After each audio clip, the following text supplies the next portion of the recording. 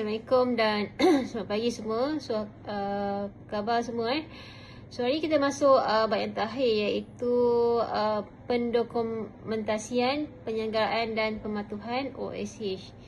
Sebelum kita mula, saya nak tanya satu soalan mudah lah. Bayangkan kamu beli sebuah motosikal baru. Selepas sebulan berjalan, adakah kamu terus pakai sahaja sampai rosak ataupun kamu ada hantar pergi servis? Mesti hantar servis kan? Dan bila servis, mekanik akan bagi satu resit ataupun buku log kecil yang ditanda COP. Itulah buku log. Buku log itulah kita panggil sebagai dokumen. So dalam kerja telekomunikasi ni pun sama. Kita bukan sekadar pasang kabel ataupun baiki router, tapi kita wajib belajar cara dokumentasi, rekod bertulis untuk pastikan tempat kerja kita sentiasa selamat dan sistem kita sentiasa berjalan lancar. Jom kita tengok slide yang seterusnya. Apakah dokumen OSH? So baiklah, slide yang kedua ni menerangkan definisi mudah dokumen OSH. Secara ringkasnya, ia adalah rekod bertulis tentang semua aktiviti keselamatan yang kita lakukan di tempat kerja. Cuba lihat sebenarnya di slide. Yang pertama, maksud pendokumentasian. Ia adalah langkah menyimpan rekod bertulis, bukan simpan dalam kepala sahaja ya. Mesti ditulis di atas kertas ataupun ditaip dalam komputer. Yang kedua adalah tujuan utama. Kita buat semua ini untuk 3 perkara. Pastikan kamu selamat bekerja, peralatan kita elok, tidak meletup ataupun terbakar, dan syarikat kita tidak didenda atau oleh kerajaan. Yang ketiga adalah skop record. Contohnya termasuklah jadual pemeriksaan peralatan, rekod kerosakan kabel gentian optik ataupun laporan jika ada pekerja yang terluka semasa bekerja. So sekarang saya nak kamu semua baca semua sama-sama ayat dalam kad biru di sebelah kanan slide itu. Jika ia tidak ditulis ataupun direkodkan, ia dianggap sebagai tidak pernah dilakukan. So ingat prinsip ni sampai bila-bila.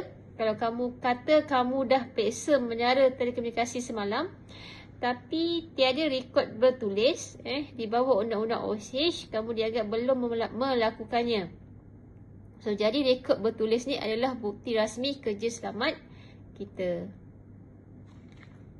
So kenapa kita kena simpan rekod ni? So kenapa kita kena susah nak simpan rekod? Mari kita tengok 3 sebab utama di slide ni. Yang pertama adalah kad biru, jejak sejarah alat. Ini seperti rekod kesihatan kita di klinik. Bila kita rekod, kita tahu bila kabel optik ataupun bateri sistem sokongan kuasa UPS kali terakhir diperiksa. Adakah sebulan lepas ataupun setahun lepas. Rekod ni membantu kita buat preventive maintenance, penyelenggaraan pencegahan sebelum alat itu rosak terus. Kad oranye, kesan masalah berulang. Katakan router di tingkat 3 selalu sahaja terputus sambungan elektriknya. Kalau kita tiada rekod, setiap kali rosak kita cuma ganti baru sahaja tanpa berfikir. Tapi kalau ada rekod, kita boleh nampak corak kerosakan. Kenapa router di tingkat 3 ni asyik rosak sebulan sekali? Barulah kita sedar rupanya ada masalah pendawaian elektrik di tingkat tersebut. Kad hijau, bukti undang-undang. Sekiranya berlaku kemalangan, contohnya litar pintas sehingga bilik server terbakar, pegawai pemeriksa dari Jabatan Keselamatan dan Kesihatan Pekerjaan DOSH akan datang ke tapak projek kita. Dokumen inilah yang akan menjadi pelindung kita untuk membuktikan kita telah mengikut standard keselamatan yang betul semasa bertugas. Kelebihan rekod teratur. Mari kita lihat jadual di slide ni. Ini adalah ringkasan kelebihan jika kita uruskan rekod dengan teratur. Bil 1, mudahkan audit. Bila ada audit dari luar, contohnya pegawai DOSH datang melawat tapak projek, kita tak perlu kelang kabut mencari fail di bawah meja. Semua fail lengkap tersusun. Kerja audit pun jadi cepat, kita pun tidak pening kepala. Bilangan yang kedua, elak hilang data. Jika semua data disimpan di satu tempat khas seperti komputer ataupun sistem digital, tiada lagi alasan fail saya basah terkena hujan ataupun terkena kertas laporan saya hilang. Bilangan yang ketiga, rancang pencegahan. Kita boleh tukar bateri ataupun kipas router sebelum ia terbakar. Kita seolah-olah boleh meramal bila alat akan rosak berdasarkan data lama. Bilangan yang keempat, bukti pematuhan. Bertindak sebagai perlindungan undang-undang yang kuat sekiranya berlaku perkara luar kawalan berlaku di tempat kerja kita. Undang-Undang dan Piawaian OHH. Di dalam bidang telekomunikasi, kita tertaluk kepada Undang-Undang dan Piawaian Antarabangsa. So, mari kita bezakan dua nama besar ini. Di sebelah kiri, warna oranye, OHSA 1994 ini adalah Akta Undang-Undang dalam Negara. Akta 514. Ingat, ini wajib dipatuhi oleh semua syarikat. Di bawah akta ini, majikan mesti sediakan tempat kerja yang selamat untuk kamu. Jika majikan atau pekerja gagal patuh, hukumannya amat berat, iaitu boleh dikenakan denda puluhan ribu ringgit ataupun dipenjara. Di sebelah kanan berwarna biru, ISO 45001. So, ini pula standard antarabangsa yang bersifat sukarela. Maksudnya, tiada polis ataupun mahkamah yang akan paksa syarikat ambil CJ ni. Tetapi jika syarikat kita berjaya mendapat pengiktirafan ISO 45001, seluruh dunia akan tahu bahawa sistem pengurusan keselamatan kita adalah sangat hebat dan bertaraf dunia. Pelanggan pun akan lebih percaya untuk bekerjasama dengan kita. Senang faham begini, OHSA 1994 itu macam lesen memandu. Kalau tak ada, kamu kena tangkap polis. Manakala ISO 45001 pula macam CJ pemandu profesional termaju. Kalau ada, kamu nampak lebih hebat dan senang dapat kerja gaji tinggi. Faham tak beza kedua-duanya? Faedah rekod sentiasa kemas kini. Seterusnya, apa faedah kalau kita rajin mengemas kini rekod kita setiap minggu? Kenapa tak biar saja rekod lama setahun lepas? Pertama, cepat mengesan kerosakan. Sekiranya rangkaian terputus, kita terus rujuk log minggu lepas. Oh, rupanya kabel di tiang A pernah dilaporkan hampir reput. Kita boleh terus pergi ke tiang A tanpa perlu membazir masa memeriksa tiang B, C dan D. Yang kedua adalah elak kerja tertangguh. Juruteknik tidak perlu memulakan diagnosis dari sifar. Iaitu zero. Maklumat terdahulu semua dah ada dalam rekod. Yang ketiga adalah mengurangkan kos operasi. So, ini adalah kegemaran bos syarikat. Bila alat tidak rosak, mengejut, kita tidak perlu bayar kos perbaikan kecemasan yang mahal di tengah malam.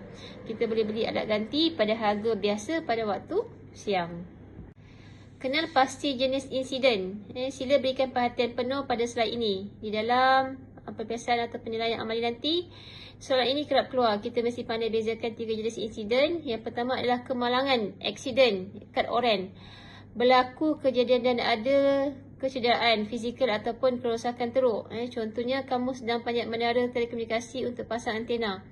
Tiba-tiba kamu tergelincir dan patah kaki. Ada darah, ada kecederaan. Ini kita panggil kemalangan.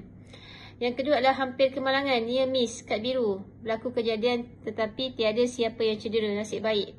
Contohnya, kamu berdiri di bawah menara, tiba-tiba sepana besi terjatuh dari tingkat atas dan mendarat hanya 10 cm di sebelah kaki kamu. Kamu luka tak? Sepana rosak tak? Tapi kejadian itu sangat bahaya. Itu kita panggil sebagai near miss, hampir kemalangan. Yang ketiga adalah kerosakan alat, failure, kad hijau. Tiada manusia cedera tetapi peralatan utama kita rosak ataupun terbakar. Contohnya, router utama kita hangus di sambar peti semasa hujan lebat. So, saya nak tanya Ali, tanya kamu, kalau kamu berjalan dalam makmar, tiba-tiba terpijak kulit pisang lalu tergincir, tapi kamu tak jatuh sebab sempat berpaut pada meja. Itu kemalangan ataupun near miss? Jawapannya adalah near miss. Kalau kamu jatuh terduduk sampai lebam punggung, ya, itu kemalangan. Sangat senang nak bezakan, kan? Tahap keseriusan insiden. Bila berlaku satu insiden, kita tidak boleh layan semua insiden itu sama rata. Kita mesti kelaskan mengikut tahap keseriusan, severity. Tahap yang pertama, minor, kecil, lampu hijau. Kerosakan kecil contohnya, kabel patch cord, internet tercabut ataupun kerosakan sistem kecil. Tindakan juruteknik boleh terus betulkan sendiri di situ juga tanpa perlu buat laporan besar-besaran. Tahap yang kedua adalah major, sederhana, lampu oren. Kerosakan peralatan utama yang menyebabkan keseluruhan sistem rangkaian terhenti, iaitu down. Contohnya, router pusat rosak dan tiada sesiapa di kawasan itu, boleh gunakan internet. Tindakan ini serius, mesti buat laporan bertulis rasmi kepada pihak pengurusan tertinggi dalam tempoh 24 jam. Tahap yang ketiga adalah kritikal, serius, bahaya, lampu merah, kecelakaan parah, ada kematian ataupun jet server terbakar, habis. Tindakan kerja di tapak pinaan wajib dihentikan semata-mata. Kawasan kejadian mesti dipasang garisan kuning keselamatan dan kes ini akan disiasat sepenuhnya oleh pihak polis dan pegawai DOSH. Kandungan laporan insiden. Sekarang mari kita belajar cara menulis laporan. Bayangkan kamu adalah penyedia tapak dan berlakunya insiden router terbakar di bilik server. Apa butiran wajib yang perlu kamu kena tulis? Yang pertama adalah tarikh, masa dan lokasi. Mesti tepat mengikut waktu kejadian. Contohnya 10/8/2025, 2:30 PM, pusat data di blok A. Yang kedua adalah penerangan insiden. Tulis apa yang berlaku dengan bahasa yang mudah tetapi jelas. Contohnya router utama terbakar disebabkan lonjakan elektrik, power surge. Yang ketiga adalah tindakan segera. Ini adalah langkah kecemasan pertama yang kamu ambil bagi mengelakkan kemalangan menjadi lebih buruk. Contohnya bekalan kuasa elektrik segera diputuskan, switch off dan bomba dihubungi. Yang keempat adalah cadangan pencegahan. Ini idea kamu supaya kes ini tidak berulang lagi di masa hadapan. Contohnya memasang alat pelindung kilat, surge protector pada semua soket router. Tengok senang saja nak menulis laporan ni. Asalkan ada 4 butiran wajib ini, laporan kamu dah dikira sah dan lengkap. Cari punca kaedah 5Y RCA flowchart. Sekarang saya nak ajar satu teknik berfikir yang sangat terkenal dalam industri keselamatan. Namanya adalah kaedah 5Y. Tanya kenapa sebanyak 5 kali. Tujuan kaedah ini adalah untuk mencari root cause, punca paling dasar ataupun akar. Kalau kita tidak mahu sekadar membaiki kerosakan di permukaan saja, tetapi puncanya kita biarkan. Jom kita main soal jawab ikut slide di skrin. Yang soalan yang pertama, kenapa router utama kita terbakar? Jawabnya sebab berlaku lintas pintas ataupun lonjakan elektrik mendadak. Soalan yang kedua, kenapa boleh ada lonjakan elektrik mendadak? Jawabnya sebab tiada alat perlindungan rotan surge protector dipasang pada soket. Tengok daripada dua soalan, kenapa tadi kita dah jumpa punca sebenar akar masalah. Puncanya bukan sebab router itu jenama murah ataupun nasib kita malang. Puncanya ialah tiada perlindungan surge protector. So maka tindakan penyelesaian sebenar ialah pasang surge protector baru. Bukannya sekadar pergi beli router baru dan cucuk pada soket yang sama. Kalau kita beli router baru tanpa pasang surge protector, minggu depan router baru itu akan terbakar juga. Fahamkan konsep 5Y ni. Manual versus digital. Seterusnya kita ada dua cara untuk simpan semua rekod keselamatan ini. Cara lama manual dan cara yang moden adalah digital. Di sebelah kiri kaedah manual, kertas dan fail fizikal. Kad oren. Kelemahan utamanya adalah lambat. Bayangkan kamu kena cari rekod penyelenggaraan router tahun 2023 dalam stor yang penuh dengan abuk dan beratus-ratus kotak fail. Seksanya, ia juga berisiko tinggi. Jika pejabat banjir ataupun terbakar, habis semua rekod kertas itu musnah. Sebelah kanan, kaedah digital, CMMS, cloud, kad biru. Sangat cepat, kamu cuma perlu type kata kunci seperti router 2003 dalam kotak carian komputer. Dalam masa 2 saat saja, data terus keluar. Ia sangat selamat sebab ada sistem backup automatik di internet, cloud storage. Kalau komputer pejabat rosak ataupun terbakar sekalipun, data kita masih selamat di dalam Google Drive ataupun pelayan awan. Zaman sekarang hampir semua syarikat telekomunikasi yang besar sudah bertukar kepada kaedah digital ini kerana ia memudahkan urusan audit. Kepentingan backup record. Slide ini menerangkan tentang backup ataupun sandaran data. Saya percaya semua orang kat sini ada akaun WhatsApp, betul?